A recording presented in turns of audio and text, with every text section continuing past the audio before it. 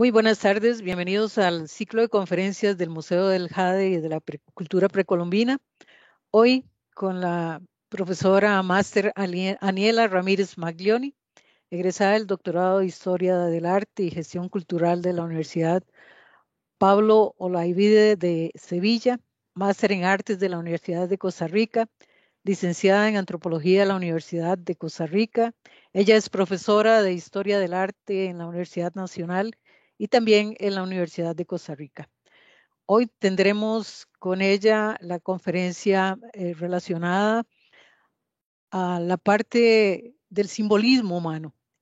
Aniela nos va a explicar hoy cómo vamos a ver en el arte la parte del simbolismo. Adelante, Aniela.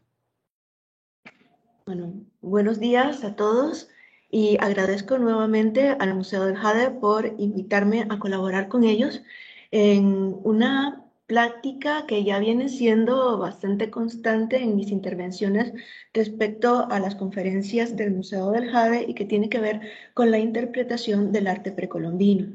Hoy vamos a hablar sobre la dimensión estética del arte precolombino y por motivos de la extensión de la presentación, esta exposición se va a dividir en dos partes. Una, la que vamos a abordar el día de hoy, que tiene que ver precisamente con la explicación de cómo en el contexto precolombino se concibe al arte y al artista, al objeto estético. Y la segunda parte va a ser la explicación de los fundamentos del arte precolombino para facilitar su interpretación, su lectura y su apreciación como expresión artística, como expresión estética.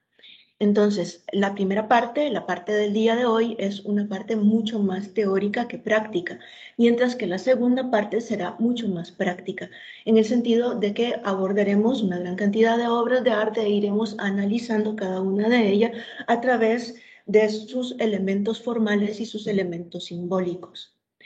Hay que aclarar también que tanto en la primera parte como en la segunda parte de la conferencia abordaremos el arte precolombino excluyendo aquellos objetos que son utilitarios y que pertenecen a la vida cotidiana.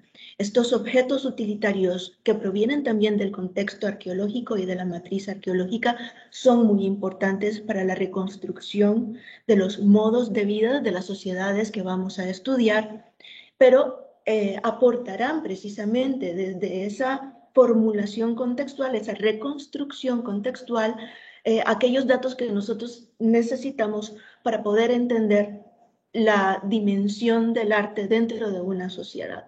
De manera que estos datos que se obtienen de los objetos fundamentalmente o exclusivamente utilitarios forman parte también de los conocimientos que son necesarios tener para poder interpretar correctamente la obra de arte. Vamos a entender el arte y dentro de las expresiones del arte, el arte precolombino, como una manifestación cultural y contextual. La cultura es toda aquella forma de expresión y de conocimiento que adquiere el individuo en sociedad y que se transmite generacionalmente. La cultura es contextual, pertenece a un tiempo y un espacio definido.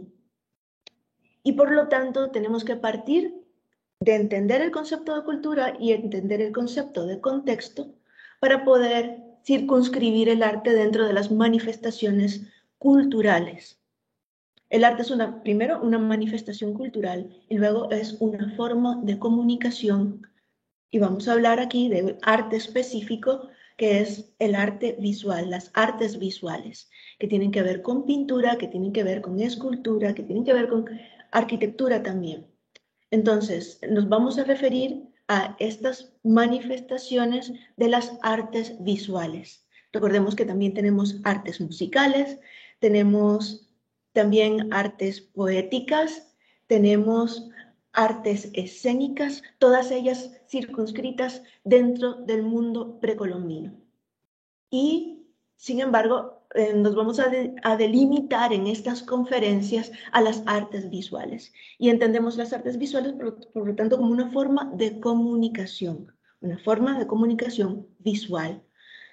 Entonces, una vez que ya hemos definido los conceptos generales que tienen que ver precisamente con arte como manifestación cultural, con cultura y con contexto, tenemos que tener en cuenta también que para poder entender el arte precolombino necesitamos de una serie de fuentes que nos permitan contar con una serie de soportes para interpretar correctamente la imagen. Esas fuentes fundamentales son la arqueología y todo el dato que proviene del contexto arqueológico y, como mencionaba anteriormente, nos permite reconstruir los modos de vida, reconstruir ese sistema social y cultural en el que se genera la obra de arte. Entonces, la arqueología es fundamental, nos da las bases de la interpretación artística. Y por otra parte, también otra fuente fundamental para la interpretación de la obra de arte son las fuentes escritas, que forman parte de la historia. Entonces, estas fuentes escritas en el mundo precolombino van a variar dependiendo del contexto. Van a haber contextos donde no tenemos fuentes escritas y van a haber contextos como el mesoamericano donde tenemos fuentes escritas.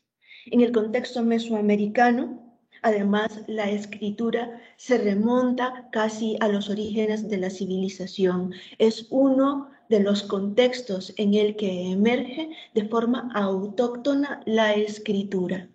De manera que tenemos registros muy antiguos de formas de escritura en Mesoamérica. Y esas raíces de la escritura van a permitir el desarrollo de los lenguajes y los idiomas que conocemos en la actualidad, como el náhuatl, como el maya. Entonces, lamentablemente, son precisamente las formas escritas un poco más próximas a nuestra realidad del periodo clásico y posclásico, las que han sido descifradas y las que pueden ser interpretadas, las que pueden ser leídas.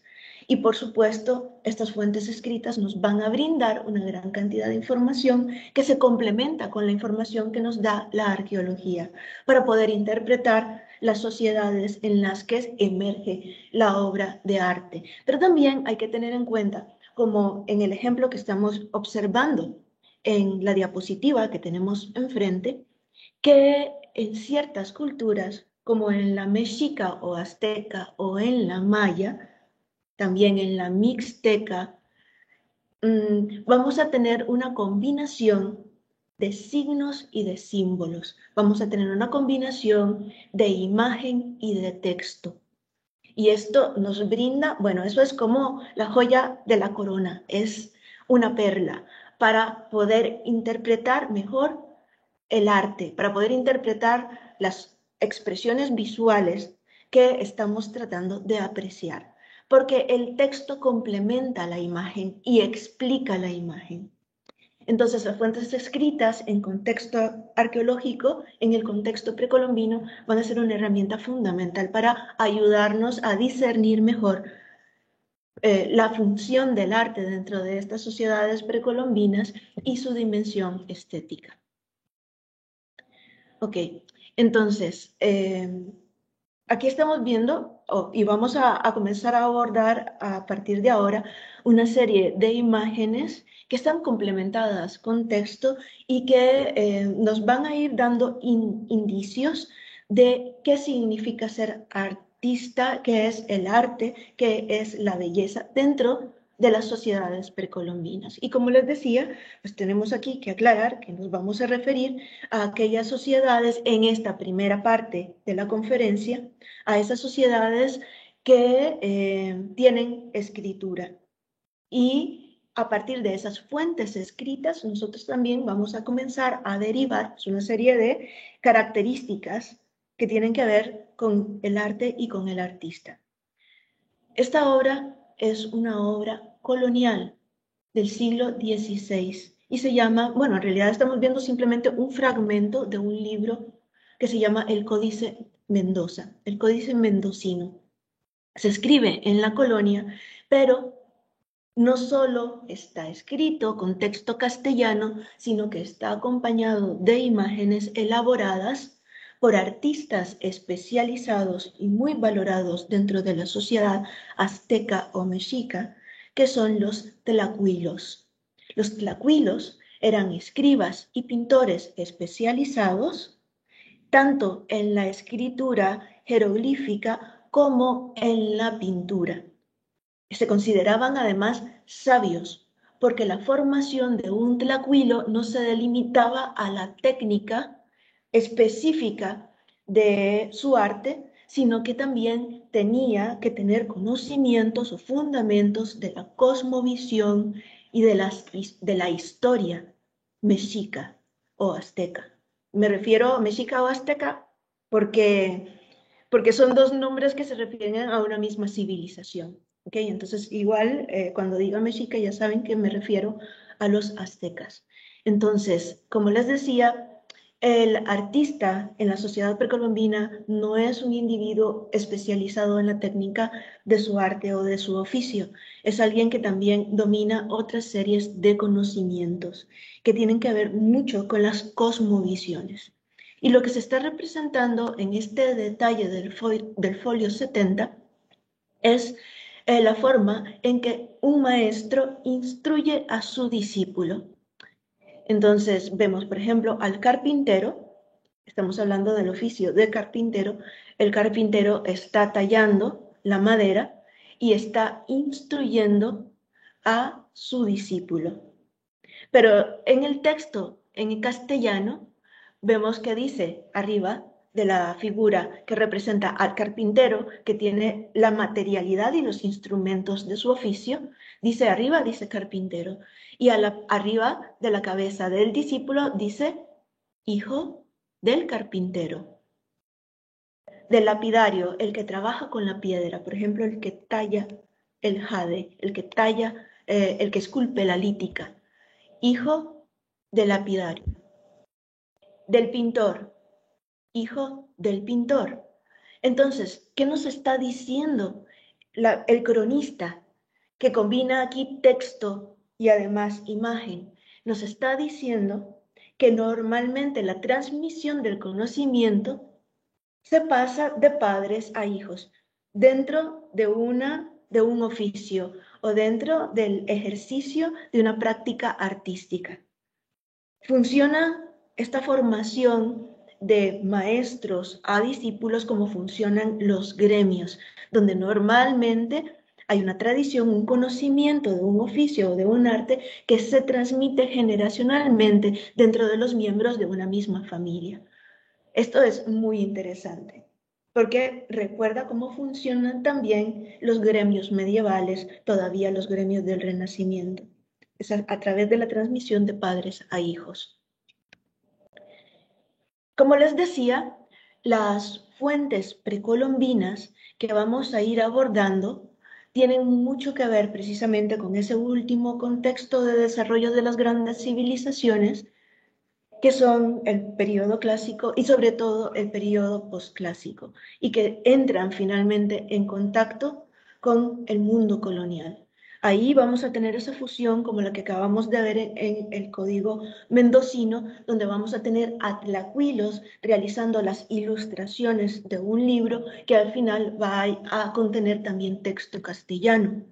En ese proceso de convergencia entre los pensamientos, las ideologías precolombinas y las ideologías hispánicas, vamos a tener también una gran cantidad de crónicas y por lo tanto de fuentes históricas que nos acercan a esa práctica artística precolombina. Una de las fuentes fundamentales del pensamiento y del quehacer artístico precolombino, sobre todo vinculado a la sociedad mexica, es las fuentes que provienen de las crónicas de Bernardino de Sahagún. Bernardino de Sahagún es un monje franciscano muy interesado en rescatar las formas culturales del mundo mexica, del mundo azteca. Y para poder reconstruir el pensamiento precolombino y sus prácticas culturales, va a tener como informantes a los sabios maestros que instruían a artistas y aristócratas en los colegios fundados para la formación política, religiosa y artística de los líderes mexicas. Estos sabios instruían en el Calmecac, de manera que los informantes de Bernardino de Sahagún son los mejores informantes que un cronista podía tener. Y precisamente vamos a hablar de las informaciones, de los datos que estos sabios le dan a Bernardino de Sahagún respecto a el concepto de arte, de la formación del artista, la definición del artista, que los mexicas dominan o manejan dentro de su contexto. Decía Bernardino de Sahagún, muy empapado, como lo vamos a ver más adelante, del pensamiento mexica. Dice Bernardino, el buen pintor tiene buena mano y gracia en el pintar y considera muy bien lo que ha de pintar y matiza muy bien la pintura y sabe hacer las sombras y los lejos y pintar los follajes. El mal pintor es de malo y voto ingenio, y por esto es penoso y enojoso, y no responde a la esperanza del que da la obra, ni da lustre en lo que pinta, y matiza mal, todo va confuso, ni lleva compás o proporción lo que pinta por pintarlo deprisa. Entonces, ¿qué dice Bernardino en términos generales? Que un buen artista es disciplinado, se concentra en su trabajo, invierte tiempo en su trabajo para hacer las cosas bien. Por contraste, inmediatamente Bernardino de Sahagún explica qué es lo opuesto. El mal pintor es aquel que hace las cosas rápido, aquel que se enoja porque no le salen las cosas, aquel que no da cuenta realmente del trabajo y que hace prácticamente todo mal. Esta idea de comparación entre lo bueno y lo malo es una forma de pensar que deriva de los informantes mexicas, que deriva de estos sabios maestros del Calmecac. No es una invención derivada de su pensamiento occidental, de colonizador español, más bien deriva del pensamiento precolombino, con el que tiene contacto en ese proceso de conquista y de definición de ese nuevo panorama cultural que va a ser el panorama cultural del virreinato, por supuesto, de la Nueva España. Entonces, vamos a tener en cuenta o vamos a derivar de estas fuentes, tanto precolombinas como coloniales, de estas fuentes coloniales que se derivan inmediatamente del proceso de contacto y de conquista, como las de Bernardino de Sahagún, que existe en el mundo precolombino un pensamiento y una filosofía propia, de donde deriva una estética. La estética es la rama de la filosofía que reflexiona sobre el sentido de la belleza, del buen hacer. Por otra parte, la filosofía es una reflexión sobre el ser. Y en este sentido, es una expresión cultural. Y en toda cultura, en toda sociedad, vamos a tener manifestaciones filosóficas. La filosofía no es exclusiva de Occidente, ni es exclusiva del mundo griego. La filosofía como expresión cultural se expresa en distintas sociedades. Vamos a tener una filosofía egipcia, una filosofía china, una filosofía hindú y vamos a tener, por supuesto, una filosofía precolombina. ¿Y de dónde derivamos esa filosofía precolombina? Pues de las fuentes precolombinas y de las fuentes coloniales. Esta filosofía precolombina está vinculada con los sistemas de creencia. En el mundo precolombino, las formas de crear del ser humano están todas integradas. Está integrada la filosofía con la religión, está integrada las artes con la religión, están integradas las ciencias con la religión. Todo el quehacer del ser humano está integrado. De manera que no es de extrañar que la filosofía precolombina esté empapada de sus sistemas de creencia. Y por lo tanto podemos derivar que hay una teología precolombina que define la naturaleza humana y la naturaleza de los dioses y define también el sentido de la existencia, como vamos a ver en ejemplos más adelante. También, como les decía, las artes y la filosofía se unen, sobre todo en el campo de la literatura y de la poesía. Existe poesía precolombina y existe una poesía precolombina que es rescatada en el mundo colonial también. Esa poesía precolombina está empapada de reflexión sobre el ser. Es naturalista y animista, con una gran base chamánica, porque recordemos que evidentemente la cosmovisión precolombina deriva de ese contexto natural que rodea al ser humano, esa frondosísima selva tropical o bien el paisaje de los Andes. Todo ello impacta la mentalidad precolombina. A partir de ahí se comienza a estructurar un orden, un cosmos, y de ese cosmos deriva una reflexión, por supuesto, sobre la dimensión del ser, sobre la función del ser dentro de la sociedad y dentro de ese mundo divino y natural. La literatura y la poesía precolombina es altamente simbólica, como también son sus artes visuales. Es emotiva, existencialista, por lo tanto está empapada también de filosofía. Es trascendental y busca explicar la relación que existe o que debe de existir entre el sujeto, la sociedad, el sujeto, la naturaleza y el sujeto y los dioses. Y antes que nada, las artes en este mundo precolombino, sobre todo en el clasicismo y en el postclásico, es elitista. Está profundamente vinculada con la élite sacerdotal, la élite chamánica, la élite político-administrativa. Muchas veces los artistas, y porque así está claramente dispuesto en las fuentes tanto precolombinas como coloniales, los artistas son parte de la élite, son parte de ese grupo privilegiado de la sociedad. Un ejemplo de ello es Netzahualcóyotl, que es gobernador y vive entre 1402 y 1472. Su poesía ha sido rescatada por muchos cronistas y también, por supuesto, por investigadores mexicanos. Y se encuentra publicada al final de la conferencia de hoy. Pues están en una serie de recomendaciones para que ustedes puedan buscar esos textos y profundizar en ellos. Netzahualcóyotl es gobernador y poeta, y por supuesto instruido por estos sabios en una gran diversidad de conocimientos, pero sobre todo como poeta con una gran sensibilidad.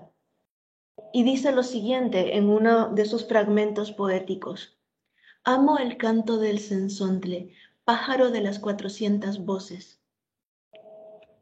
Amo el color del jade y el enervante perfume de las flores, pero lo que más amo es a mi hermano el hombre. Bueno, de un humanismo desbordante, la poesía de Netzahualcóyotl, enamorado de todo lo que existe y que exalta con unas expresiones poéticas absolutas la belleza del mundo que le rodea. Este pájaro de 400 voces, la forma de describir al cenzontle no puede ser más precisa y más bella. ¿Cómo expresa esas 400 voces la polifonía o esa característica tan rica del canto del cenzontle, que en un principio yo pensé que era una hipérbole, que era simplemente un recurso poético que exageraba, porque nunca había escuchado personalmente el canto del sensontle. Afortunadamente, con los medios de comunicación que tenemos, y YouTube, y plataformas de todo tipo, pues tenemos los registros de estas aves fantásticas y maravillosas en internet y las podemos escuchar. Y si ustedes escuchan el canto del sensontle, verán que no hay para nada hipérbole. No hay una exageración. Verdaderamente el canto del sensontle es un canto multilingüe, es un canto de múltiples voces, es una maravilla. Y qué bueno que la sensibilidad del poeta nos abre los ojos a apreciar las bellezas de esos elementos de los que estamos rodeados cotidianamente. De eso se trata la poesía y por supuesto que nuestras sociedades precolombinas son muy conscientes de ello, del valor que tiene el arte para abrir la mente y el corazón. Otra expresión que me encanta de estas sociedades mexicas es la forma en la que se refieren al jaguar como el sol del inframundo y el corazón del monte. El corazón del monte es una expresión absolutamente bella, metáfora, por supuesto, de el carácter del jaguar. Pensemos qué significa el corazón. El corazón es el órgano que hace que el cuerpo funcione. El corazón es lo que le da ritmo a nuestra vida. Entonces, la selva, el monte, se mueve al ritmo del jaguar. Eso es lo que están diciendo. Es extraordinaria la capacidad de expresar con símbolos y metáforas la naturaleza de un animal sagrado, en este caso como lo es el jaguar, tan frecuentemente representado en las obras de arte precolombina. Por otra parte, como les decía, las fuentes, nuestras fuentes, por un lado escritas, pero también las fuentes visuales, recordemos que la imagen es una forma de comunicación y por lo tanto muchas veces nos están comunicando datos que nosotros podemos contrastar y complementar con lo que dice el texto, las fuentes históricas. Y a eso es a lo que vamos con esta imagen que tenemos en esta diapositiva. La obra es cerámica clásica maya, de hecho es clásico tardío, es un vaso cerámico, y lo que estamos contemplando es la forma en que un maestro instruye a su discípulo. Es un maestro ¿de qué? De pintura y de escritura, un equivalente a lo que ya habíamos visto en el Códice Mendocino, a los tlacuilos, pero estos señores son mayas. Y lo que está explicando el maestro es la forma de escribir correctamente.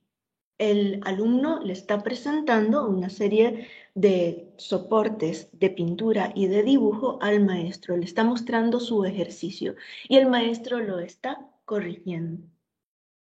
Entonces, ocupaba esta imagen para que vieran la correspondencia que hay precisamente con los datos coloniales, cuando aquí estamos hablando propiamente de un dato, de una inferencia, de un recipiente, de un vaso cerámico precolombino. Sucede como sucede también, por ejemplo, cuando hablamos del Popol Vuh. El Popol Vuh es un texto colonial que se refiere a la cosmovisión maya quiché. Y esta cosmovisión es transmitida por los sabios mayas al cronista que está escribiendo, al cronista español que está escribiendo el Popol Vuh. Y entonces nosotros podemos cuestionar hasta dónde este cronista también está imprimiendo parte de su mentalidad hispánica, occidental y cristiana a la hora de redactar el texto. ¿Okay? Ese cuestionamiento es totalmente válido, pero contamos con fuentes precolombinas que ilustran el Popol Vuh. Precisamente tenemos vasos cerámicos maya, estos vasos también llamados vasos códices por la cantidad de texto que contiene y que nos narran fragmentos del Popol Vuh y que nos describen a los héroes gemelos del Popol Vuh y su enfrentamiento con los señores del Xibalbá. Eso lo podemos contrastar, porque tenemos las imágenes, tenemos los textos precolombinos, clásicos, tardíos, y los podemos contrastar con el texto colonial. ¿Ven? Entonces, de esta forma nosotros vamos reconstruyendo esas ideologías, esas mentalidades del mundo precolombino. Ahora bien, en náhuatl, el sabio se llama Tlamatini y Tlamatinime en plural. Significa amante del conocimiento, literalmente. Es decir, se corresponde a la traducción de filósofo, que significa amante del conocimiento también, de filos, amor, sofía, conocimiento.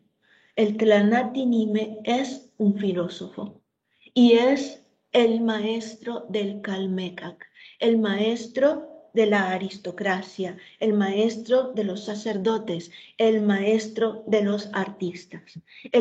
Los Tlanatinime son los informantes de Bernardino de Sahagún. Ok, ahora volviendo propiamente a las características y las cualidades del vaso cerámico que estamos contemplando, podemos apreciar una serie de valores formales que le dotan de la posibilidad de poder expresar lo que el artista quiere.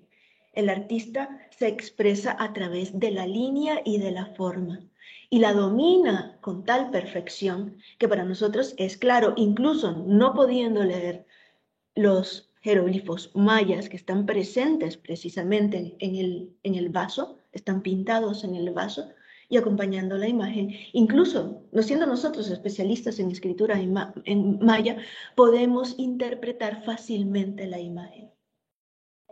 La pintura maya es fundamentalmente narrativa. Por eso es tan fácil de integrar al texto. Normalmente, indistintamente del soporte, las imágenes mayas van complementadas con texto jeroglífico, y como les digo, ya ha sido descifrado, se puede leer. Normalmente en la cerámica maya vamos a tener fundamentalmente la representación de escenas palaciegas, de escenas mitológicas que tienen que ver precisamente con sus cosmovisiones. Y esta es una escena palaciega, porque recordemos que los sabios artistas forman parte de la élite, viven en el palacio, son escribas profesionales, llevan las crónicas de las dinastías de los reyes mayas. Y en cuanto al lenguaje visual, en cuanto a las características de la forma de expresión visual, vemos que hay un total predominio de la línea, una línea que se ejecuta con perfección, con seguridad. Es una línea continua, orgánica, dotada de movimiento, al que se supedita siempre el color. Incluso cuando tenemos esos murales pintados maravillosos de Bonampak, es la línea el elemento organizador de la composición. Es el elemento compositivo fundamental y el color queda restringido a la línea, queda contenido dentro de la línea. En este caso, como ustedes verán, la escena central prescinde realmente de color y lo que vamos a tener son dos bandas, una arriba y otra abajo, con color y que crean además una cierta armonía con respecto a la franja central que proyecta a manera de friso la escena de la enseñanza que ejerce el maestro sobre el discípulo. Y además, muchos de estos recipientes cerámicos, que son objetos de lujo, que los vamos a encontrar además en espacios funerarios, contienen firma. ¿Por qué contienen firma? Porque el artista, es un individuo reconocido dentro de la sociedad maya, como lo es dentro de la sociedad mexica. Es un individuo que domina no solo los aspectos técnicos de su oficio, de su arte, sino que también demuestra una sensibilidad para la creatividad, para el diseño.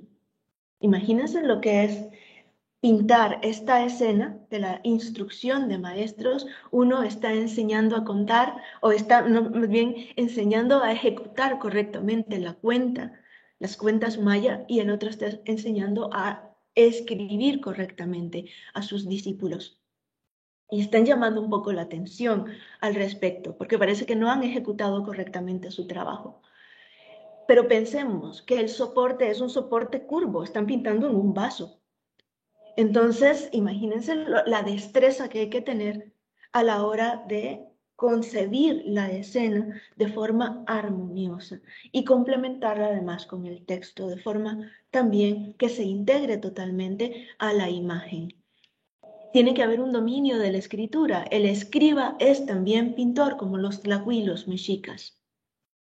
Y también, como les decía anteriormente, un dominio intelectual de su cosmogonía, de sus mitos y de su historia, porque son cronistas. Esto es un vaso que está firmado. Se llama el vaso del nenúfar de Ahmazán. Ahmazán significa literalmente el de Mazán, como Da Vinci. Recordemos que Vinci es el lugar donde nace Leonardo. Y cuando lo llamamos a Leonardo da Vinci es Leonardo de Vinci. Igual Ahmazán es el artista de Mazán. Es un individuo que además pertenece a la nobleza, así lo explica en el texto que integra al vaso. Es un vaso que tiene, como ustedes pueden ver, texto en la parte, en las franjas superiores e inferiores que funcionan de marco al tema ornamental y simbólico del cuerpo del vaso, del cuerpo del recipiente, que es precisamente el nenúfar, esta flor acuática. Si no supiéramos de cosmovisión maya, pensaríamos que el nenúfar es simplemente un motivo decorativo ornamental por la belleza de su representación y la forma rítmica en que se distribuye a lo largo del cuerpo del vaso, pero no es simplemente ornamentación, tiene una dimensión simbólica. El nenúfar es una flor sagrada vinculada a los cultos del inframundo, porque es una flor acuática y los ríos, los lagos, las aguas en general en el mundo maya son portales al inframundo. Por lo tanto, es una flor que está vinculada a esa transición entre el plano de la vida y el plano de la muerte. Es una flor también asociada a Chaak, el dios de las aguas y de la fertilidad. ¿Y por qué está presente en este vaso cerámico a la par del nombre del artista? Porque el artista menciona que él es un noble y menciona la dinastía de la cual proviene, menciona quiénes son sus padres y probablemente su dinastía esté vinculada al culto del inframundo, al culto de Chak. Y por eso se integran estos elementos, por un lado informativos y por otro lado simbólicos. Así vamos a tener otros vasos. No es fácil encontrar, evidentemente, obras firmadas por artistas, pero sí las hay. Hay códices donde sabemos precisamente quiénes son los artistas que la ejecutan y además hay mujeres artistas. No solo hay artistas masculinos, sino también femeninas. Y eso implica que la mujer también tenía un acceso al Calmecac, un acceso a estas escuelas especializadas en el que se instruían en el arte de la pintura, de la escritura y también, por supuesto, de la cosmovisión y de la historia. Ok, tenemos, por lo tanto, otras fuentes históricas que no son propiamente las precolombinas, que están en los códices o que están en la cerámica o que están en la lítica. Recordemos que si bien muchos de los códices precolombinos fueron destruidos en el momento de la conquista, también no se pierde la escritura, porque los mayas, por ejemplo, escribían en todo tipo de soporte. Escribían en cerámica, escribían en lítica, escribían en madera, escribían en todo lo que había. En todo lo que había hay un sentido del registro de la historia y dejar constancia de quiénes son y qué hacen, tan necesario que prácticamente pese a la enorme pérdida que implica la destrucción de los códices, afortunadamente tenemos suficiente información para reconstruir a estas civilizaciones desde su propia historia, desde sus propios textos. Pero también, como les decía, están los textos coloniales de transición entre este mundo precolombino y este nuevo sistema administrativo de los virreinatos. Es ahí donde entran precisamente las fuentes de Bernardino de Sahagún y lo que cuentan los tlanatinimes sobre el arte. Es aquí, precisamente, donde nos vamos a concentrar a continuación, en estas fuentes, porque es ahí donde vamos a encontrar la definición de arte y de artista, y esta definición es aplicable no solo a la sociedad mexica o azteca, sino también, por supuesto, a otras culturas de habla náhuatl, como la tolteca.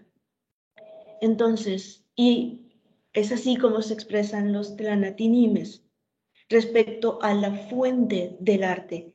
La fuente del arte en la sociedad mexica proviene de una forma de pensar, de un acto intelectual sustentado o basado en, literalmente dicen, flores y cantos. ¿A qué se refieren con flores y cantos?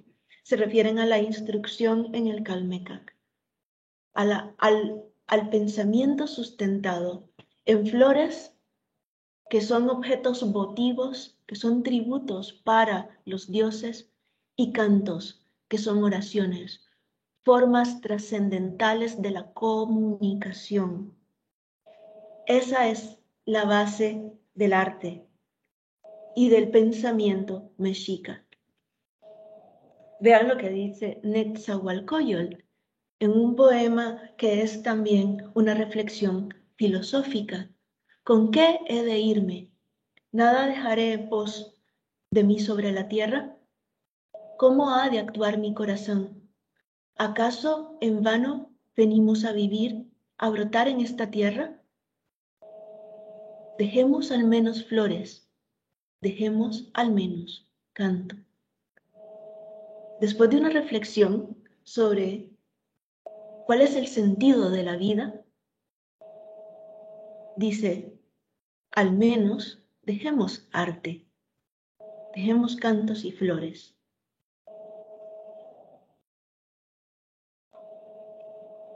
De acuerdo a las fuentes de Bernardino de Sahagún y sus informantes, vamos a tener la definición del arte en diferentes aspectos.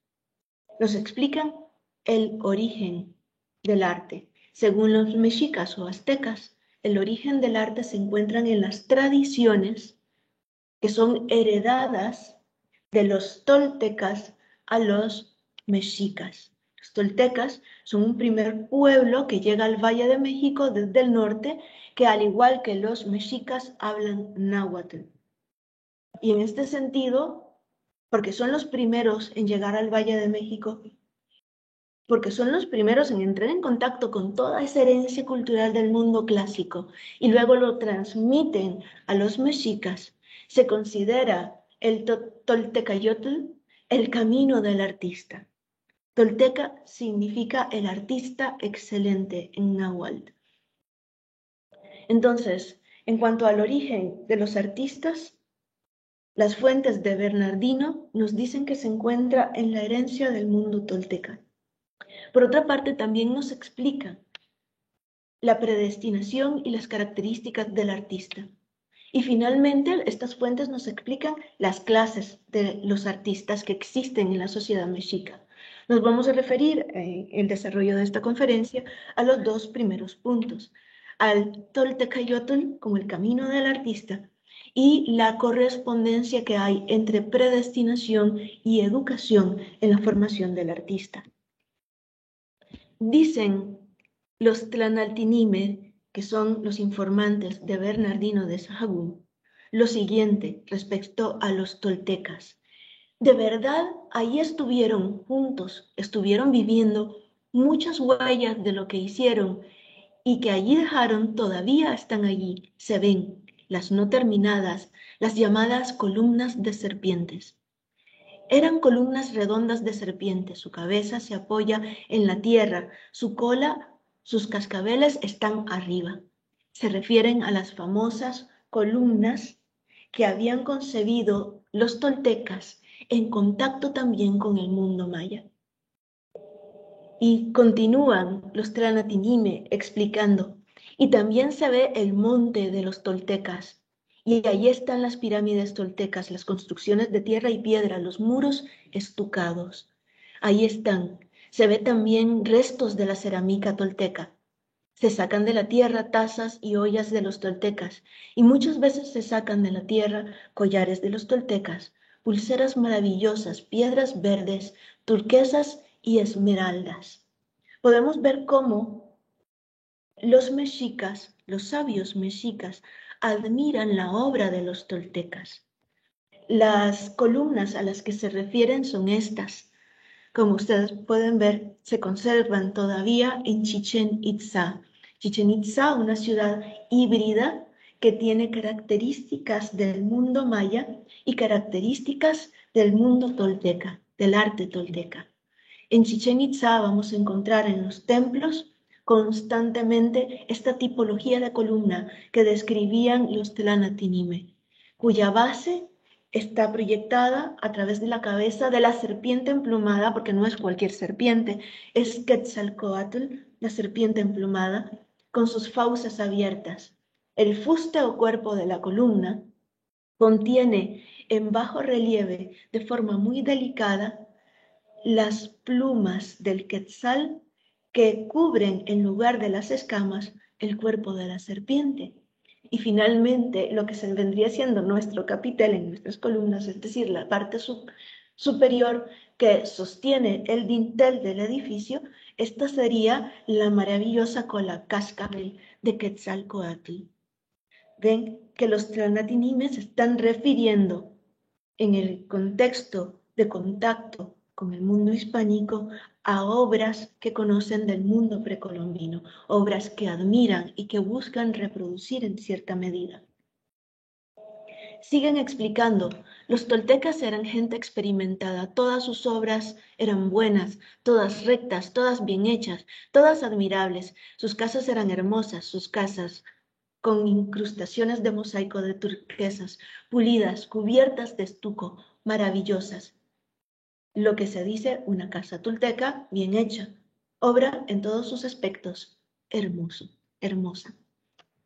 Y hay que tener en cuenta que esta tradición que admiran tan profundamente los sabios mexicas también se remonta al periodo clásico, porque los toltecas se inspiran en Teotihuacán y aplican principios constructivos y escultóricos de Teotihuacán y probablemente también principios pictóricos, ornamentales y decorativos a sus templos, estos templos que tanto admiran y describen los Tlanatinime, se remontan en una tradición al clasicismo mesoamericano, de una de las más grandes civilizaciones que también tuvieron contacto con una civilización maya clásica, como lo es Teotihuacán. Y aquí, solo para ejemplificar, estamos viendo la reconstrucción virtual del palacio de Atetelco. Este es el patio rojo de Atetelco y que tiene como motivo, y lo veremos en la segunda parte de la conferencia, a sacerdotes con cabeza de jaguar. Decían los Tlanatinime que estos toltecas eran ciertamente sabios, solían dialogar con su propio corazón. Esto es importante. Aquí ya comienza a haber una descripción sobre la naturaleza del artista. El artista dialoga con su propio corazón. Hacen resonar el tambor, las sonajas, eran cantores, componían cantos, los daban a conocer, los retenían en su memoria, divinizaban con su corazón los cantos maravillosos que componían.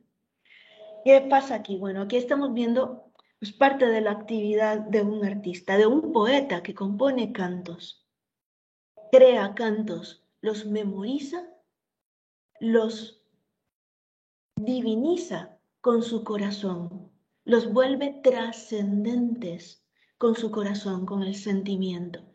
van constantemente afirmando a partir de aquí que la creación artística, la correcta creación artística, aquella que es trascendental, combina intelecto y sensibilidad, intelecto y sentimiento, intelecto y corazón.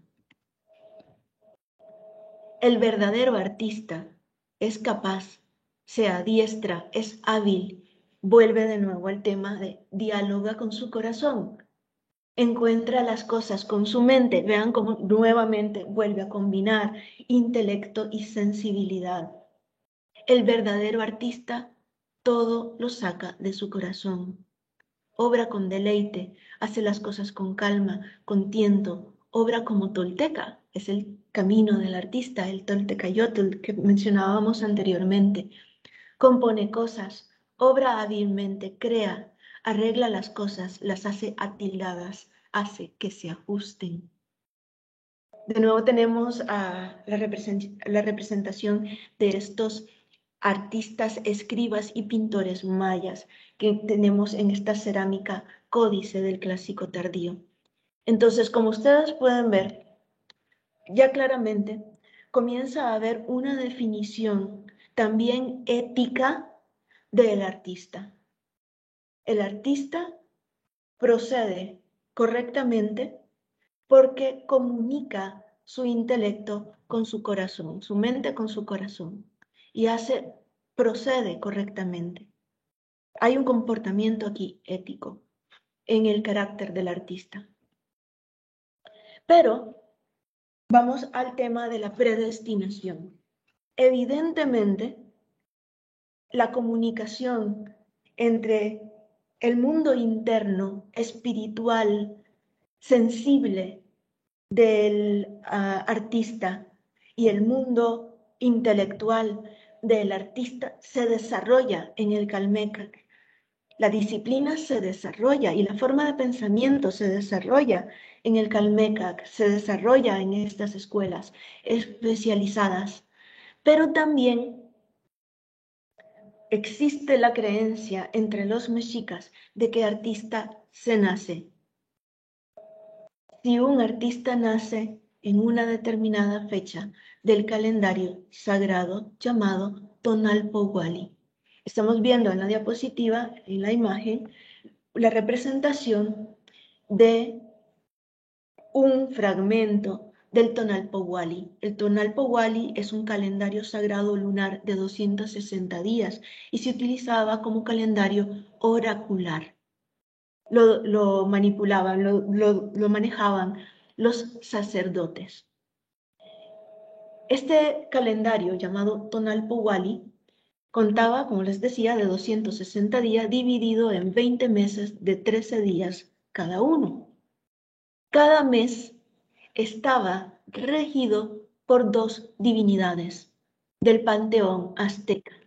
Aquí, por ejemplo, este es un ejemplo, estamos observando la trecena 14 que estaba gobernada por Cipetotec, el dios desollado, y Quetzalcoatl.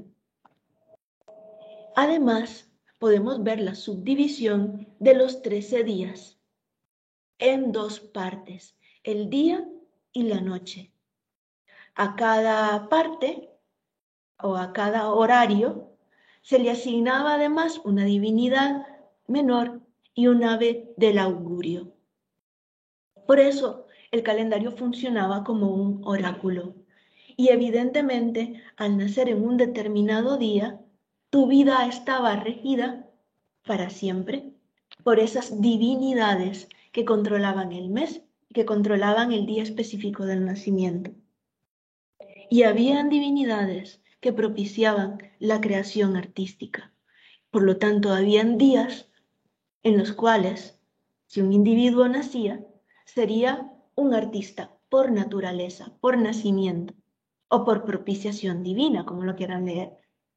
El que nacía en esas fechas, dicen de nuevo los informantes de Bernardino de Sahagún, Xochitl, una flor, fuese noble o puro plebeyo, llegaba a ser amante del canto, divertidor, comediante y artista. Quien tomaba esto en cuenta merecía su bienestar y su dicha. Vivía alegremente, estaba contento, en tanto que tomaba en cuenta su destino, o sea, en tanto que se amonestaba a sí mismo y se hacía digno de ello. Es decir, al nacer en una determinada fecha en el que se propicia en tu naturaleza el arte, lo correcto era agradecer a los dioses por esas facultades y vivir de acuerdo a ello. Amonestarse en este sentido significaba hacer sacrificios a los dioses en congratulación, en agradecimiento por los dones recibidos. Si el signo siete flor, no, perdón, y el signo siete flor se decía que era bueno y malo. En cuanto a bueno, muchos los festejaban, lo tomaban muy en cuenta. Los pintores le hacían representación en sus imágenes, le hacían ofrendas. En cuanto a las bordadoras, se alegraban también con este signo. Las bordadoras también son artistas y de gran prestigio. Primero ayunaban en su honor, unas por 80 días, otras por 40 o por 20 ayunaban. Estos son esas amonestaciones que llaman ellos, estos sacrificios, como los ayunos para agradecer a los dioses. Como se decía también, quien nacía en ese día, por esto sería experto en las variadas artes de los toltecas. Como tolteca obrará, dará vida a las cosas, será muy entendido en su corazón. Todo esto sí se amonesta bien a sí mismo. Es decir, hay que ser coherente también con esa dimensión espiritual que incide en las características de la personalidad del individuo, asumiendo la personalidad del artista, de aquellos que habían nacido en la fecha 7 flor. Lo correspondiente era amonestarse, hacer los sacrificios debidos para así congraciarse con las divinidades y seguir teniendo éxito en su oficio y en su profesión. Entonces, volviendo al tema de las artes visuales, podemos deducir de las fuentes que hay un dominio técnico, evidentemente, en el que se refleja el intelecto, la sensibilidad y, por supuesto, el consenso social. Esas reglas de representación visual. Todo ello se expresa a través de las artes. Es precisamente son estos factores los que van a determinar esos principios ordenadores de la imagen. Las fuentes históricas y el contexto arqueológico confirman constantemente la formación del artista en estos campos, en estos ámbitos, a través de las escuelas o talleres especializados, orientados a dotar a los discípulos de un rostro y corazón, es decir, a poseer una personalidad íntegra del artista. A tener un rostro y un corazón me recuerda mucho a los principios del ser y parecer de la filosofía socrática retomada por Platón y también por la escuela neoplatónica del Renacimiento, que es lo que se busca en la instrucción de la nobleza, es lo que se busca en la instrucción de los ciudadanos, el ser y el parecer, tener un rostro y un corazón, donde hay una coherencia entre la dimensión interna del individuo y su imagen y lo que expresa en el exterior. Ok, volviendo a estos principios ordenadores que son contextuales porque derivan del consenso social, pero también de una sensibilidad y de un proceso intelectual, vamos a tener una serie de principios que son universales. Los elementos plásticos y los principios artísticos, los principios de la composición visual. Son universales, pero también contextuales. Es decir, la forma en que los vamos a ordenar van a depender de la civilización en la que nos encontremos y de sus tradiciones artísticas. Entonces, por ejemplo, estos principios los vamos a aplicar a un hermoso pectoral de oro perteneciente a la cultura a la cultura andina moche, del periodo clásico andino. Esta pieza propiamente proviene del contexto arqueológico de Zipán y específicamente de un contexto funerario. ¿Qué podemos apreciar? Bueno, un principio de simetría total. Podemos ver cómo se distribuyen los principios de plano, volumen, porque hay relieve, es una pieza repujada, el color del oro, pero también que se combina, por ejemplo, para crear un énfasis propiamente en la cabeza de este dios, que es Ayapaec, el dios fundamental de la cultura moche. Este dios cuyo rostro y cabellera tentacular se representa constantemente en cerámica, en arquitectura, en sus frisos que decoran los palacios y los templos moche, y también obviamente que domina en la orfebrería, podemos observar ojos almendrados de color turquesa que son un opuesto complementario del amarillo y lo que crea una mayor vibración en su combinación de los colores. Por otro lado, las fauces fieras abiertas que muestran claramente sus colmillos están elaborados con concha nácar. Entonces, ¿qué colores tenemos acá?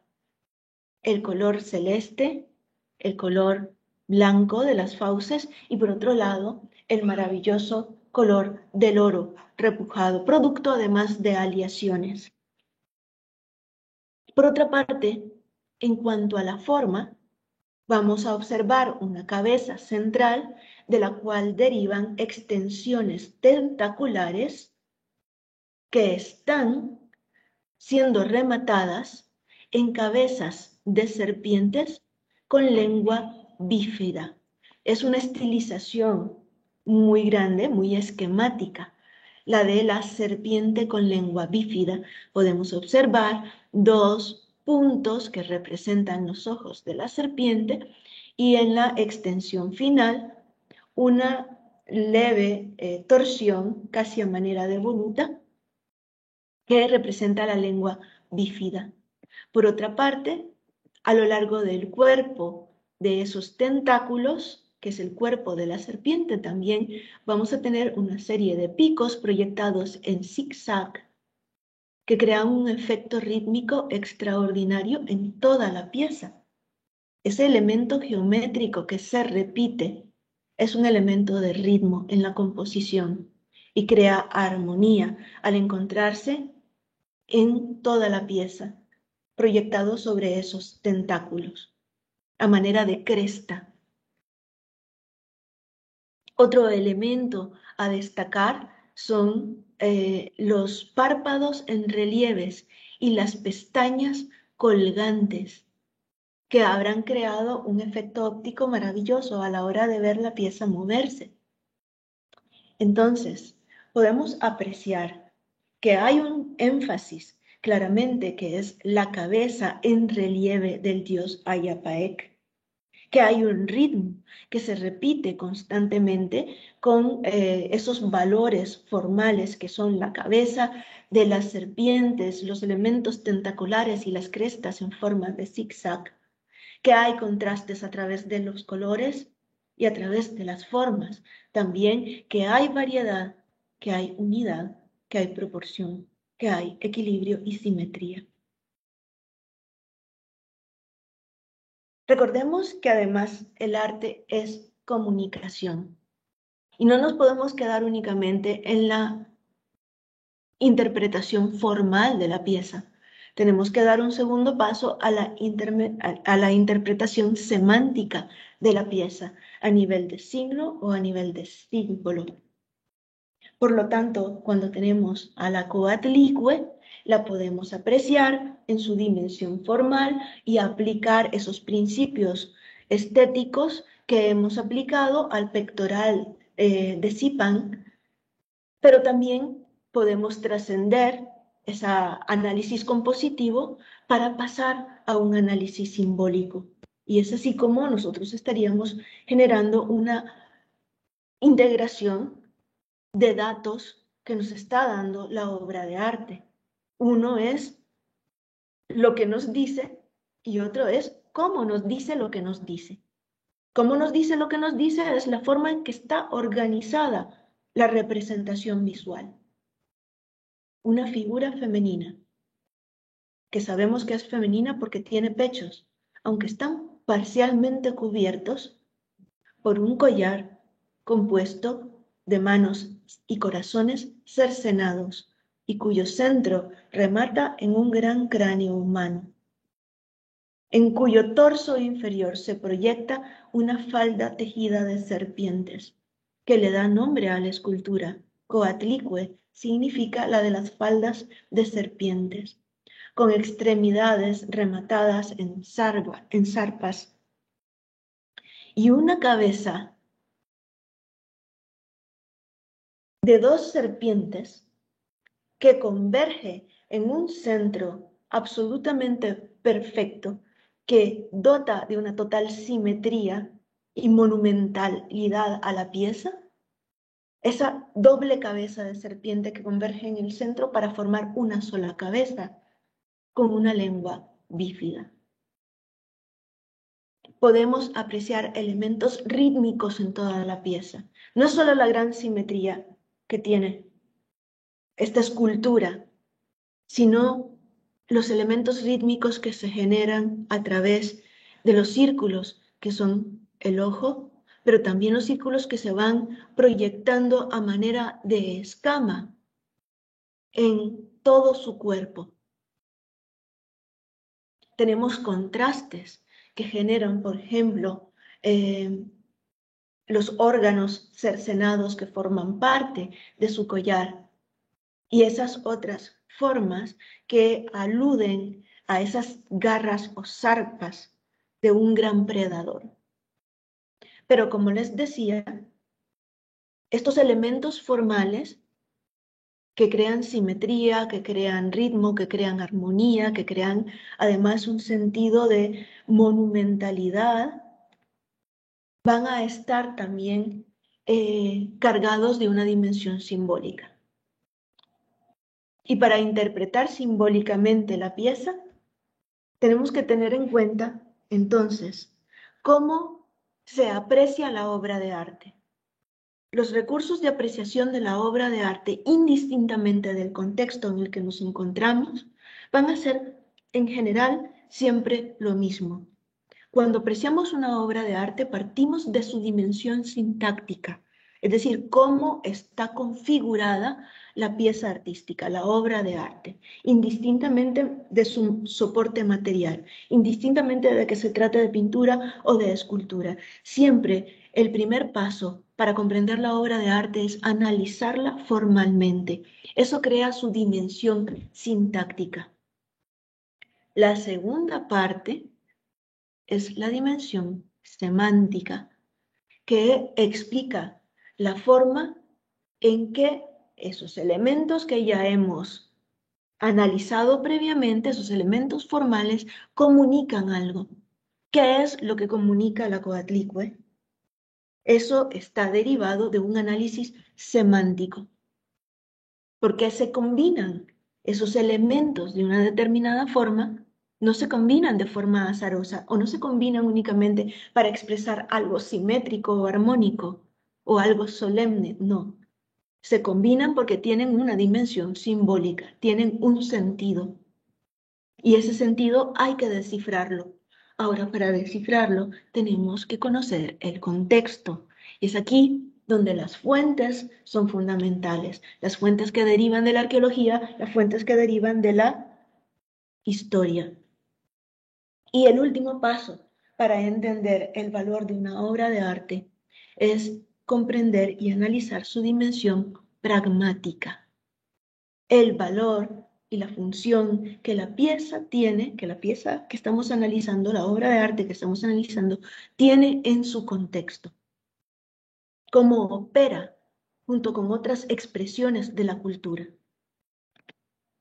Esto que se aplica, por ejemplo, a la obra que teníamos anteriormente, que es la creación de Adán en la Capilla Sixtina de Miguel Ángel, también la podemos aplicar a la Coatlicue.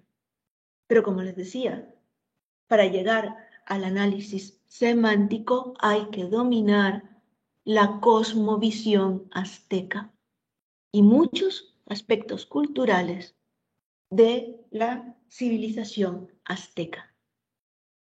¿Quién es Coatlicue? ¿Por qué se representa con una doble cabeza de serpiente y con un collar que remite al sacrificio humano? La Coatlicue es la madre de todos los dioses, la madre del panteón azteca, la divinidad femenina más importante del mundo azteca. Representa también a una divinidad telúrica, vinculada a la matriz de la tierra. Ella es la tierra misma que crea vida y devora vida. Y como devora vida, contiene en sí misma elementos de ese sacrificio humano que demanda para poder mantener, como todos los dioses del panteón azteca, el equilibrio cósmico. No es una imagen que pretenda evocar dulzura o, qué sé yo, amor maternal. No, es una imagen que pretende evocar solemnidad, trascendentalidad, que pretende evocar a la vez atracción y miedo. Es una imagen que se impone de algo que es extraordinario, que algo que es precisamente el origen de todo y el final de todo. Es la expresión de la vida y la muerte en sí misma. ¿Y qué dimensión pragmática tiene? La escultura, lamentablemente, cuando es extraída de su matriz arqueológica, es descontextualizada de la misma. Y no sabemos exactamente dónde debió de haberse encontrado dentro del plano urbano de la ciudad sagrada de Tenochtitlán. Pero tenemos códices que representan a Coatlicue al final de una gran pirámide, devorando corazones humanos para mantener ese ciclo cósmico. Y sabemos que por estas fuentes, como lo son los códices, Coatlicue es la divinidad femenina más importante del panteón azteca, a la que debieron de realizarle una gran cantidad de sacrificios humanos en honor a ella y por supuesto una de las divinidades que debieron de ser el eje axial de las actividades religiosas sacerdotales de Tenochtitlán, tan importantes como las divinidades que remataban el templo mayor, las divinidades a las que se rendía culto en el templo doble del templo mayor de Tenochtitlán, que eran Tlaloc y Huitzilopochtli, el hijo precisamente de Coatlicue. Y bueno, en la segunda parte de la conferencia estaremos abordando una gran cantidad de obras precolombinas, entre ellas obras que se conservan en el Museo del Jade y también en el Museo del Oro, aplicando estos principios de análisis que se aplica a toda obra de arte. El análisis sintáctico, el análisis semántico y el análisis pragmático, para poder llegar a una total apreciación del sentido de la obra de arte precolombina. Esa será la segunda parte de la conferencia y ahora simplemente termino con dos recomendaciones. Si quieren profundizar más sobre la filosofía precolombina, está sobre todo la filosofía náhuatl publicada a través de fuentes históricas por Miguel de León Portilla. Se encuentra, creo, si no me equivoco, en PDF, en internet, o se puede adquirir a través del sistema de publicación de la Universidad Autónoma de México. Creo que hay otras editoriales que también la tienen, además de la universidad. Y también Miguel de León Portilla ha publicado las maravillosas poesías de Netzahualcóyotl, las cuales recomiendo muchísimo y que complementan en buena medida muchas de las obras artísticas que vamos a analizar en la siguiente parte de la conferencia, porque ahí vamos a corresponder precisamente ese juego de metáforas simbólicas que tenemos en los textos poéticos con la metáfora y el simbolismo visual de la pintura maya, por ejemplo, o de otros tipos de simbolismos que vamos a tener en otras piezas precolombinas, ya no necesariamente del contexto de las grandes civilizaciones teocráticas, sino también de las sociedades cacicales. Y con esto finalizo la conferencia de hoy. Muchas gracias, Aniela. Realmente es un honor siempre tenerla a usted con nosotros en nuestro ciclo de conferencias. Hay algunas consultas que se han quedado en la línea. En alguna nos dicen que si pueden existir más ejemplos de obras firmadas. Y también en otra, también nos preguntan que si en la zona sur hay se da una concepción tan amplia de ser un artista en la época precolombina. Me imagino que se refiere a la zona de la región sur de Costa Rica, en alguna arte precolombino. Y realmente que esperan también su segunda parte. Adelante, Aniela. Ok, sí, sobre si hay otras obras firmadas, las hay, efectivamente. Cuando se hacían las consultas, había explicado originalmente que es muy difícil por el estado de conservación de las piezas precolombinas el poder descifrar los textos completos, cuando evidentemente las piezas están acompañadas de texto.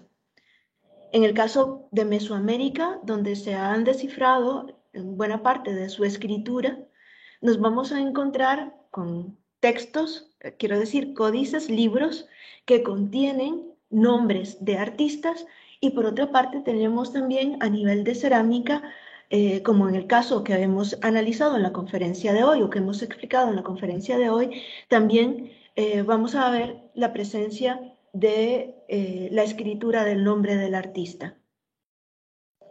En el caso de los mayas, hay que tener en cuenta, o en el caso, por ejemplo, de la obra que estábamos contemplando ahora, hay que tener en cuenta de que el artista posiblemente está incluyendo su nombre, porque recordemos que en la cerámica la escritura está profundamente vinculada o bien con la cosmovisión, con la representación de pasajes míticos o bien con la representación de pasajes históricos.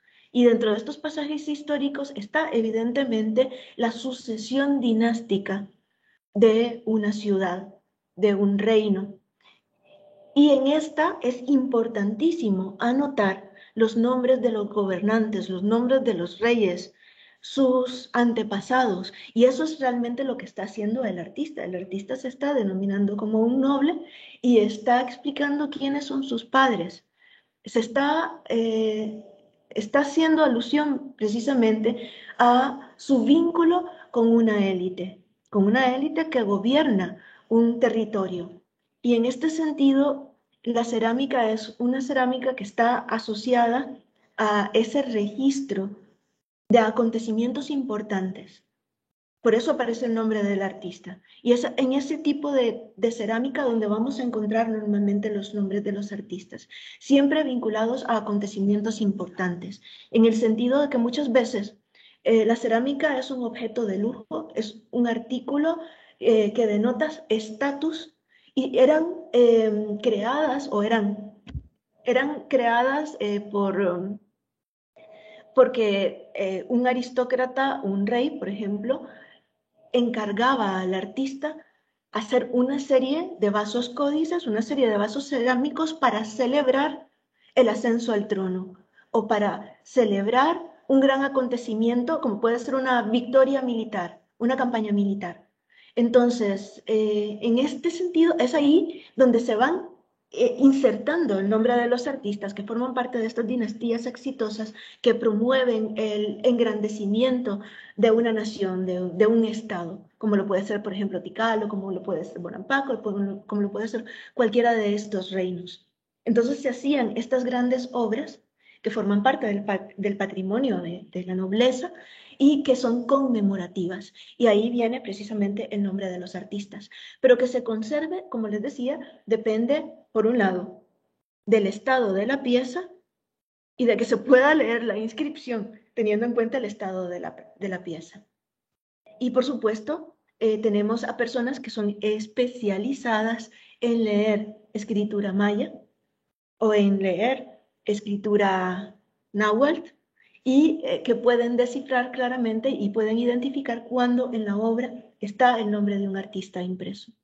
Ahora, respecto a la segunda pregunta, de que si en los territorios del sur, tal vez ya no refiriéndome a Mesoamérica, sino a Suramérica y también en el contexto sur del país, bueno, aquí tenemos que tener en cuenta algo que voy a incluir o que está incluido ya en la presentación de la segunda conferencia, perdón, y es hablar un poco de las diferencias que hay entre las manifestaciones artísticas de una sociedad teocrática superestructurada en términos sociales y una sociedad cacical, que es diferente. Entonces, la función del arte cambia un poco, un poco. Haremos evidentemente una aclaración y iremos contrastando cómo en esa dimensión pragmática el arte se inserta en una sociedad teocrática o se inserta en una sociedad cacical. Entonces, eso hay que tenerlo primero en cuenta, porque en Sudamérica vamos a tener sociedades cacicales y vamos a tener sociedades teocráticas, como por ejemplo la civilización moche, de donde proviene este precioso pectoral que estábamos analizando, es una sociedad teocrática. Pero también, por supuesto, nuestras sociedades de la península de Osa son sociedades cacicales. Entonces, ¿tenemos escritura ahí? Pues no se ha encontrado escritura, pero sí podemos tener algo parecido a signos que no han sido descifrados. Sabemos que, por ejemplo, los incas tenían una forma de registro específica para contabilizar y para llevar a cabo actividades administrativas y que no implicaba la escritura como registro. Ahora bien, en ciertas civilizaciones, en el caso de las sociedades teocráticas de Sudamérica, aparecen ciertos elementos que podrían ser interpretados como signos, podrían ser hipotéticamente interpretados como signos, pero no tenemos la suficiente base para correlacionarlos y poder derivar de ella o deducir que hay realmente una forma de escritura. Entonces, en el caso de Sudamérica, encontrar obras firmadas es mucho más difícil porque no hemos encontrado escritura. Pero por supuesto que a través de otro tipo de fuentes, como las fuentes coloniales o la misma fuente derivada de la arqueología o derivada de la misma pieza artística, lo que nos dice la imagen es que sí hay un grado de especialización y de altísima consideración del artista dentro de la jerarquía de la sociedad, porque está produciendo, por supuesto, bienes que tienen un altísimo nivel simbólico y que además son denotadores de estatus. Y en este sentido son individuos que tienen un conocimiento especializado y privilegiado. Y así estaríamos entonces con respecto a las preguntas. Sí. Bueno, la dimensión estética del arte precolombino a cargo de la máster Aniela Ramírez Maglioni. Esperemos la segunda parte con mucha ansiedad, ¿verdad, Aniela? Para que usted nos colabore con la segunda parte. Ahora que estaba viendo el pectoral de la cultura moche, estaba pensando también en el monolito de Guayabo con la lengua bífida, muy similar a la cabeza y la lengua bífida. Creo que los horizontes de la época precolombina en el arte, en la estética, en los signos, tiene mucho que ver.